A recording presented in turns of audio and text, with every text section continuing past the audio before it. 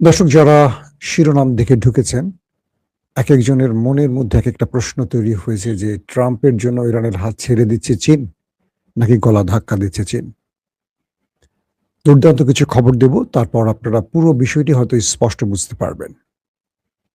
যখন ট্রাম্প চীনে আছে তখন পাকিস্তান এবং চীনের সফরে আছেন, তখন পাকিস্তান এবং ইরান কি করেছে? পাকিস্তান তার ফাত্তা-4 ক্রুজ মিসাইল পরীক্ষা চালিয়েছে, এটা নিয়ে আমি কালকে লাইভে বিস্তারিত বলেছি। একই সময় হরমুজ প্রণালীতে একটি অভিযান চালিয়ে ইরান মার্কিন স্বার্থ সংশ্লিষ্ট জাহাজকে আটক করেছে।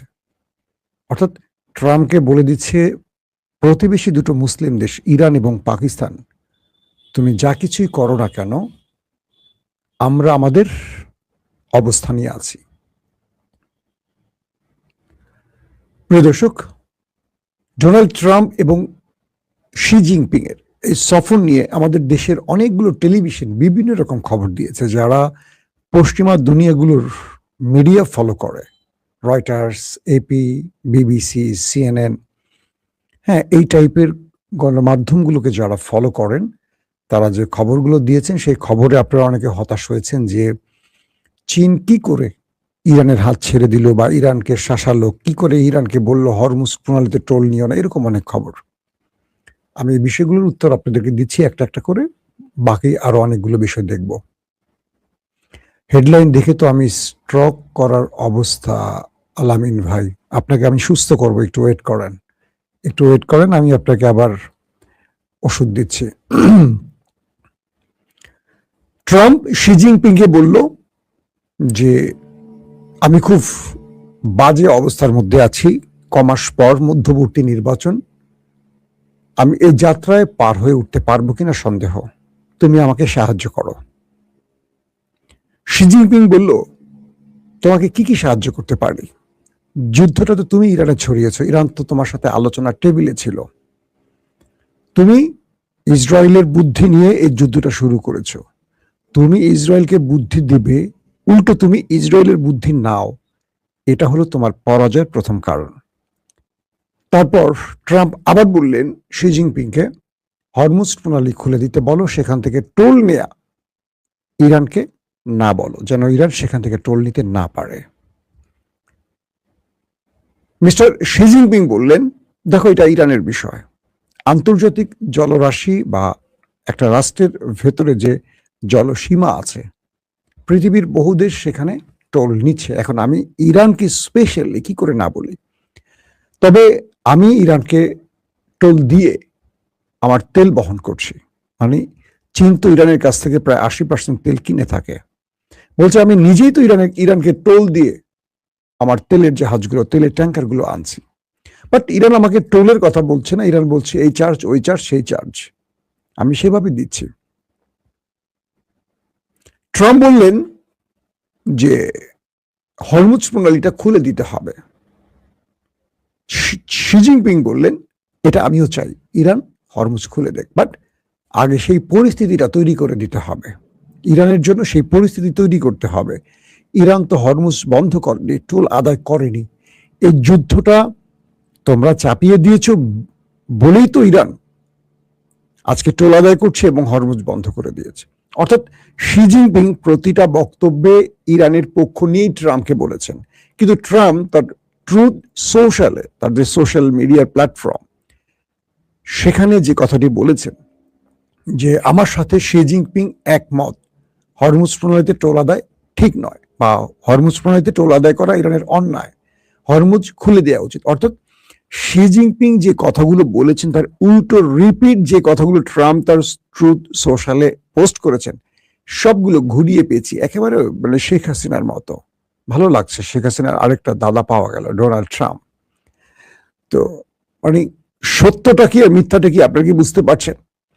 শি জিনপিং বলছেন যে ইরানকে এই হরমুজ প্রণালী অবরোধ করতে বা হরমুজ আটকে দিতে বাধ্য করেছে কারা? নাম্বার ওয়ান, ইরান কেন আজকে টোল আদায় করছে?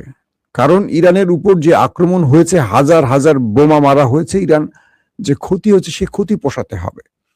ইরান তোমাকে বলছে তার ফ্রিজ হওয়া অর্থ ওপেন করে দিতে, তুমি দিচ্ছ না। ইরান বলছে তার উপর যে তুমি নিষেধাজ্ঞা দিচ্ছ খুলে দাও, তুমি দিচ্ছ না। আবার সেই দেশটির টোল আদায় বন্ধ করবে, সেই দেশটির গলা টিপে ধরবে তোমার ইচ্ছা মতো। তুমি বলছো সে পারমাণবিক বোমা বানাচ্ছে, তোমার কাছে কি প্রমাণ আছে? তোমার IAEA তাদের পর্যবেক্ষকরা যা বলছে সত্য কতটুকু?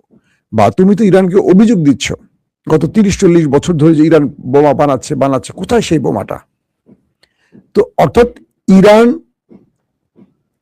ইস্যুতে চীন আমেরিকাকে যে প্রশ্নগুলো করেছে, ট্রাম্প তার উত্তরগুলো ভুলভাল দিয়ে পোস্ট করেছে।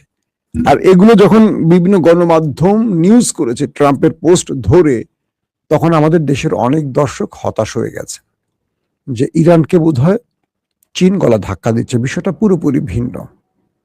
ধরেন কিছু পরিসংখ্যানে আসেন।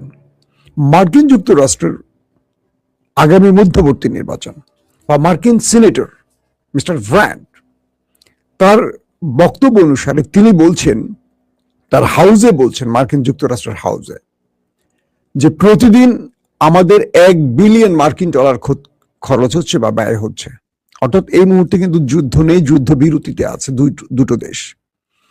তো বলা হচ্ছে এই দুটো দেশ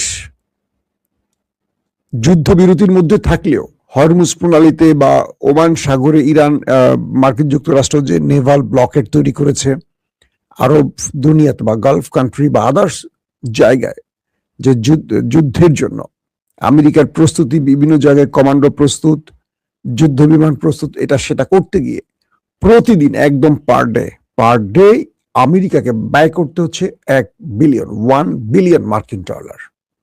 কল্পনা করেন, $1 বিলিয়ন অর্থের জন্য আমাদের মতো দেশ বিশ্ব ব্যাংক থেকে শুরু করে বিভিন্ন মোড়ল দেশের পা ধরে বসে থাকে কয়েক বছর। আর আমেরিকা প্রতিদিন $1 বিলিয়ন খরচ করছে শুধু এই যুদ্ধের প্রস্তুতির জন্য, অথবা ইরানকে মোকাবেলার জন্য বিভিন্ন জায়গায় তার অ্যাক্টিভিটিস এর জন্য। মার্কিন যুক্তরাষ্ট্রের কংগ্রেসম্যানরা বলছেন,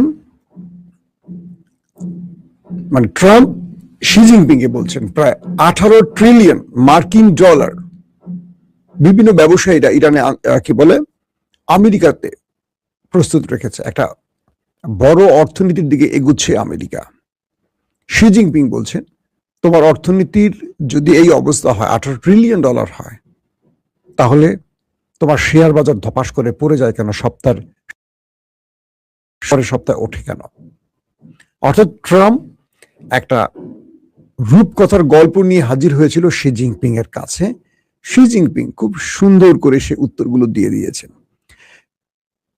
বিশ্বের কয়েকটি নামি দামি গণমাধ্যম বলছে শি জিনপিং এবং ট্রাম্পের মধ্যে এই বৈঠকটি দেখে মনে হয়েছে যেন ট্রাম্প তার একটা পুরো বহর নিয়ে চীনের কাছে দয়া ভিক্ষা চাইতে গেছে।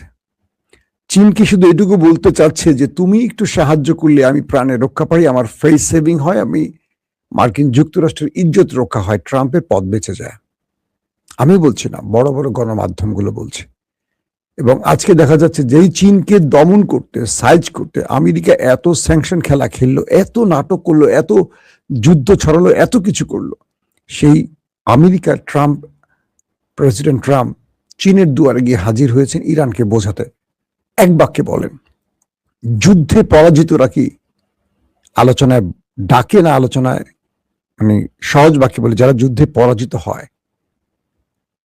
তারা কি আলোচনা বা শর্ত মেনে নেয় না শর্ত দেয়? ইরান শর্ত দিচ্ছে, মেনে নিচ্ছে কে? আমেরিকা। এই অবস্থা, তার মানে বুঝতে পারছেন যুদ্ধে কে দিয়েছে। আগামী মধ্যবর্তী নির্বাচনে ট্রাম্পের অবস্থা খুবই করুণ। ট্রাম্প 212 ভোটে জিতেছে, অপোজিট 212 ভোট। সেখানে মাত্র একটি ভোটের হেরফেরে ট্রাম্প টিকে গেছেন, হাউস ভোট যেটাকে বলে। মধ্যবর্তী নির্বাচনে ট্রাম্পের জনপ্রিয়তা 30-35-এ নেমে গেছে এবং হাউস ভোট রিপাবলিকান শিবিরে তার অবস্থা 35-এ চলে এসেছে, 35%।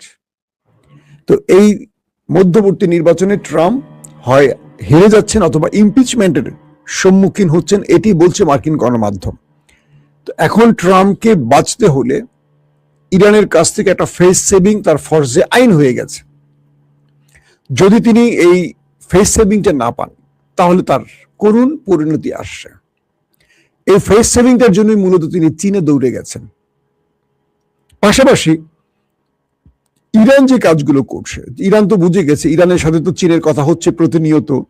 ট্রাম্প কি বলেছে, চীন ট্রাম্পকে কি বলেছে, চীন সেই বক্তব্যগুলো আবার ইরানকে পাঠিয়েছে। ইরান তো সব জানে। আমরা হয়তো গণমাধ্যমে দেখছি একটা, বুঝছি একটা, শুনছি একটা। চীন তার প্রতিটি বক্তব্য ট্রাম্পের সাথে হওয়া প্রতিটি ইরানকে জানাচ্ছে। ইরান সেই আলোকে তার বাকি প্রস্তুতি সারছে। এর মধ্যে সৌদি, পাকিস্তান, তুরস্ক, কাতার, তারা যে জোটের কথা ভাবছে, সেই জোট ইরানের বিরুদ্ধে যাবে না আমেরিকার বিরুদ্ধে যাবে, সেগুলো নিয়েও গণমাধ্যম, বিশ্বের পশ্চিমা গণমাধ্যম নানান রকম তথ্য প্রচার করছে। প্রশ্ন হলো, এই ঐক্য নিয়ে বা এই জোট নিয়ে ইসরায়েল কেন ভয় পাচ্ছে? তার মানে এটি আমেরিকার বিপরীতে হচ্ছে। পাশাপাশি সৌদির সাথে ইরানের যে চুক্তির বিষয়টি নিয়ে আজকে আমি সকালবেলা লাইভটি করলাম বেলা 11টায়, ওইটা যদি কেউ না দেখেন মিস করবে।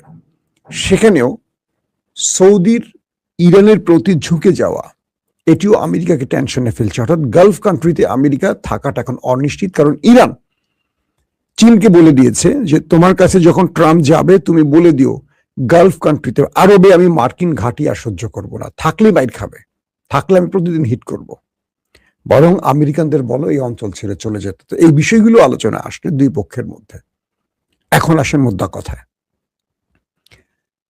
ইরান বলছে সে নিউক্লিয়ার বোমা তৈরি করবেই, কারণ এই নিউক্লিয়ার বোমাটি তার কাছে না থাকার কারণে আমেরিকা, ইসরায়েল দুঃসাহস করেছে তার উপর হামলা করতে। যদি উত্তর কোরিয়ার মতো তার কাছে থাকতো তাহলে তাকে আক্রান্ত হতে হতো না। তো ট্রাম্প যেটি বলছিল যে আমাকে ইরান বলেছিল তার সমৃদ্ধকরণ নিউক্লিয়ার আমাকে দিয়ে দেবে, ইউরেনিয়াম আমাকে দিয়ে দেবে, চীন ইরান বলছে না এরকম কথা আমরা বলিনি, এটি মিথ্যা কথা। এটি যেখানে আছে সেখানে হামলা করা হয়েছে, মাটির নিচে চাপা পড়ে আছে। ট্রাম্প বলছে ওকে ফাইন, আমি এটাকে উদ্ধার করতে চাই, আমি নিজের টিম পাঠাই। ইরান বলছে কখনোই সম্ভব না, তুমি আমার ভূমিতে ঢুকবা কেন, তোমাকে আমি বিশ্বাস করি না, থার্ড কোনো দেশকে দাও। এটা সম্ভব না, আমার দেশের ইউরেনিয়াম আমি আমার মতো করে আমি এটা সংরক্ষণ করব, আমি কাউকে দেব না, তোমাকেও আসতে দেব না। এই বিচারটাও ট্রাম্প দিয়েছে শি জিনপিংকে। শি জিনপিং নাকি বলেছে ট্রাম্পকে ইরান নিউক্লিয়ার এটা আমরা চাই না। এই খবরটি গণমাধ্যমে আসছে, বিভিন্ন ইউটিউবে আপনারা দেখেছেন, ফেসবুকে দেখেছেন। কারণ ইরান এগিয়ে যাওয়া মানে রাশিয়া এবং চীনের মিত্র হিসাবে ইরান শক্তিশালী হওয়া। যেমন আমেরিকা তার মিত্রদেরকে শক্তিশালী করে তার মানে তার হাতকে শক্তিশালী করার জন্য। পাশাপাশি আরব রাষ্ট্রগুলো ইরানের সাথে গোপনে যে যোগাযোগ রক্ষা করে এগিয়ে চলছে, এটা নিয়েও যথেষ্ট টেনশনে ট্রাম্প এবং নেতানিয়াহু। বলা হচ্ছে ট্রাম্প আসছে নির্বাচনে হেরে যেতে পারেন, ইমপিচমেন্টের মধ্যে পড়তে পারেন, গদি হারাতে পারেন। আবার বলা হচ্ছে জেডি ভেন্স ভাইস প্রেসিডেন্ট, তিনি প্রেসিডেন্ট হয়ে যেতে পারেন। মার্ক রুবিও তিনিও এই সফরে গিয়েছেন অনেকটা গোপনে। তো সম্মিলিত সকল প্রচেষ্টার পর যে কথাটি তৈরি হচ্ছে বিশ্ব গণমাধ্যমে, সেটি হলো ইরানের কাছে আমেরিকার পরাজয়টা আমেরিকা মেনে নিয়েছে। আমেরিকা বলছে এই যুদ্ধে আমাদের পরাজয় হয়ে গেছে, এবং বিশ্ব ইরানকে যেভাবে কুর্নিশ করছে, সেলুট করছে, তাতে করে আমরা এটুকু বুঝে গেছি ইরান জিতে গেছে আর আমেরিকা হেরে গেছে। কারণ এখন পর্যন্ত যেমন ইতালি এবং ব্রিটেনের যুদ্ধ জাহাজ এগিয়ে আসছে হরমুজের দিকে, এই খবরটি আপনারা কম বেশি অনেকে দেখেছেন। কিন্তু ওরা বলছে যে আমরা ইরানের সাথে লড়াই করতে আসছি না, মানে ইরানকে এতটা ভয় পায়, আগেই বলছে যে আমরা লড়াই করতে আসছি না, আমাদের জাহাজের নিরাপত্তার প্রয়োজনে আমরা আসছি। ইরান বলছে তুমি যেখানে আসো সমস্যা না, আমার টেরিটরির মধ্যে ঢুকো না, তাহলে খবর আছে, আমি আমেরিকার সাথে যে আচরণ করছি তোমার সাথে সেই আচরণ করব। তো এই পরিস্থিতির মধ্যে ইরান পুরো খেলাটা এখন তার হাতের মধ্যে নিয়ে খেলছে। মধ্যপ্রাচ্যের পুরো কন্ট্রোলটা এখন ইরান তার হাতে নিয়ে আসছে। কারণ কি, আরব আমিরাত ছাড়া বাকি দেশগুলো আরবের ইরানের সাথে গোপনে সমঝোতা করতে চাইছে, এবং ইরানকে বলছে যে তুমি আমাকে নিরাপত্তা দাও, প্রয়োজনে আমি তোমার কথা শুনবো। সৌদির মতো মুসলিম বিশ্বের মোড়ল যদি বলে আমাকে নিরাপত্তা দাও, আক্রমণ করবা না, তাহলে আমি তোমার কথা শুনবো। মানে কি, বাকি দেশগুলো তো ইরানের কাছে মাথা নত করে বসে থাকতে হবে। এই লড়াইটা ইরানকে সম্মানের আসনে আসীন করেছে। আর ডোনাল্ড ট্রাম্পকে এখন ভিখারির ঝুলি নিয়ে চীনের দরবারে পাঠিয়েছে। প্রত্যেকে ভালো থাকবেন। আল্লাহ হাফেজ।